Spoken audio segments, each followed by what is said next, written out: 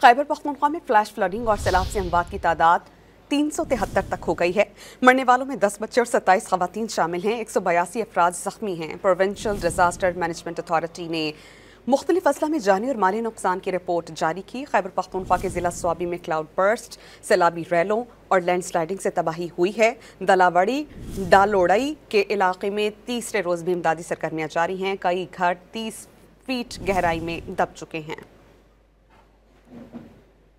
खैबर पख्तूनख्वा में बारिश और सैलाबी रेलों से अमवात की तादाद 377 तक जा पहुंची।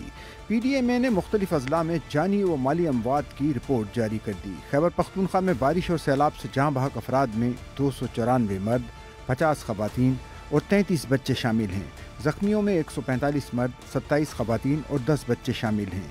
सैलाब से मजमूई तौर पर 1377 घरों को नुकसान पहुँचा। 1022 घर जुज़वी और 355 घर मुकम्मल मुनद्दम हुए।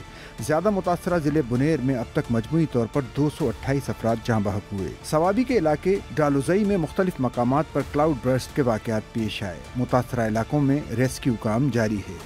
तकरीबन 50 घर नुकसान पे, 30 घर तो मुकम्मल इसमें तबाह हो गए। 20 घर भी तकरीबन आधे नहीं रह गए। 20-25 फुट मलबा ऊपर आए हुए रास्ते पे, मतलब एक रास्ता था लोगों का, वो भी मलबे से भरा हुआ है और इतने बड़े बड़े चट्टान इसमें पड़े हुए हैं कि बगैर मशीनरी के उसको उठा ही नहीं सकते। क्लाउड बर्स्ट की वजह से मुतासरा मकाम पर बरसाती नाला बन गया है। बरसाती नाले में मौजूद बड़े बड़े पत्थर नुमाया हैं। इलाके में मकान तबाह हो चुके हैं। सैलाबी रेला सब कुछ बहाकर साथ दे गया।